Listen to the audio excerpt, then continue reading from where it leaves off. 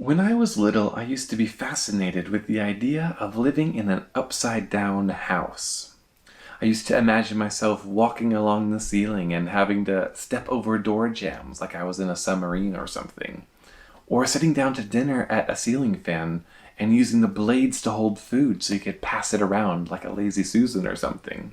So today in our Pulling Threads video, I want to revisit this idea of seeing the world upside down, but through the theological eyes of G.K. Chesterton. I just finished reading his biography of St. Francis of Assisi. When I started, I knew nothing about St. Francis, but I was delighted by his familial love of nature and his idea of being a jongleur de Dieu, or a juggler or jester of God. But I got to a certain part of the book that made all my love of the inverted come flooding back to me. He imagines St. Francis seeing Assisi while being upside down, and how this change of physical perspective would affect his mental perspective as well.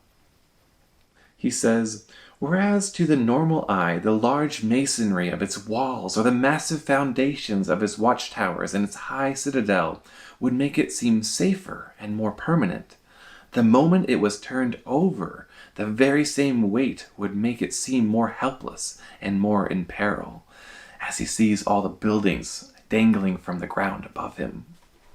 He continues, St. Francis might love his little town as much as before, or more than before, but the nature of his love would be altered even in being increased.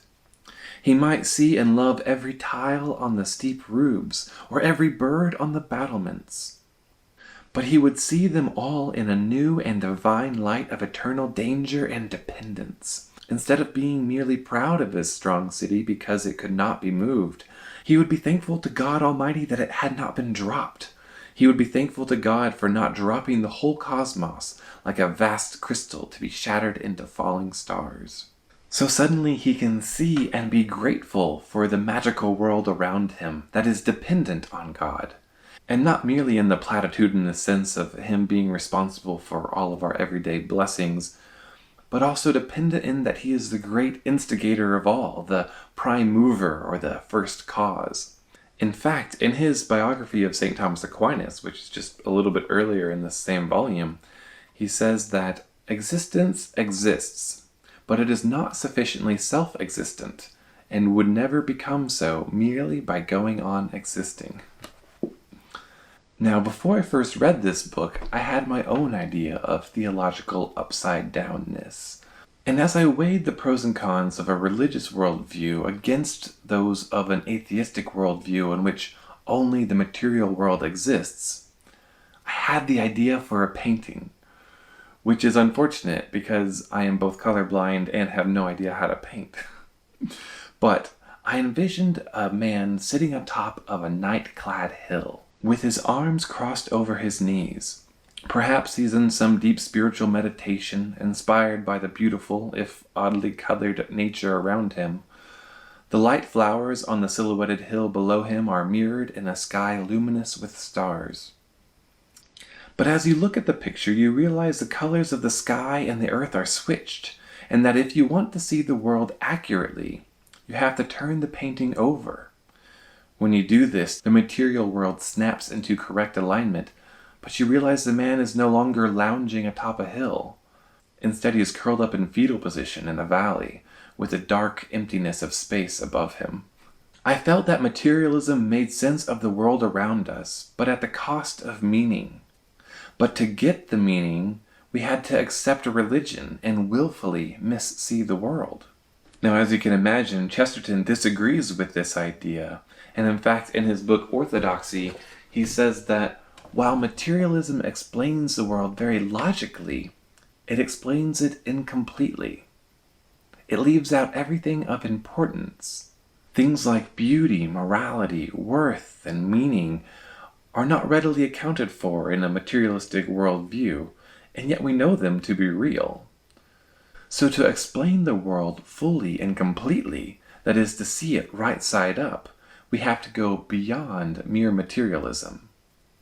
I was once walking through the halls of Cornell and I heard someone say excitedly to their friend next to me, "It's the struggle against meaninglessness that gives life meaning." And they would probably go on to say that the supernatural creeps into society to give people a false sense of meaning and comfort them. Now, I'm no philosopher, I'm just a biologist, but the way I see it, it's not that people believe in God and therefore life magically has meaning and they feel better about it, but rather that people see that life has meaning, that things matter, that people matter. And since that meaning can't be readily explained by mere matter, that's just one drop in the bucket of evidence for God. And Chesterton concludes orthodoxy by saying it's not the religious person who sees the world upside down, like my painting implied, but rather it is the perpetual skeptic. He says, the skeptic may truly be said to be topsy-turvy, for his feet are dancing upwards in idle ecstasies, while his brain is in the abyss. And that's what I love about these authors. They seem to act like gyroscopes to help us keep a level and upright view of the world around us. I hope you feel similarly, because I definitely enjoy sharing them. Until next time, see you.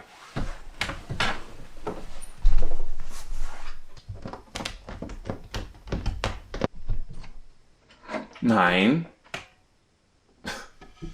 What are you doing? Oh, there you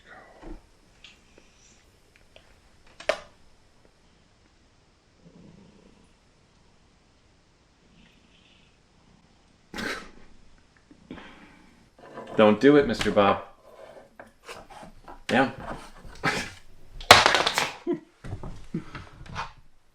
That's why he's Demon Bob. Beelzebub.